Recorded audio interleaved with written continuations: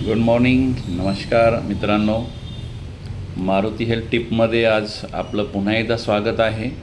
मित्रांनो, आजची health tip आहे की सकाळचा नाश्ता किमान 9 वाजेपर्यंत कराच, तो क्विट करू नका. आणि नाश्ता करताना खाताना मोबाईलचा वापर करू नका. सावकाश शांतपणे खा, बोलू नका.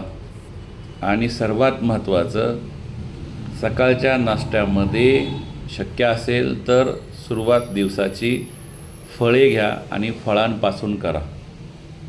कारण सकाळी फळं खाणं ही चांगली गोष्ट आहे. शरीराला सर्व विटॅमिन्स मिळतात, ताजगी राहते आणि त्यामुळं दिवसभर आपण प्रफुल्लित राहतो, ताजेतवाने राहतो.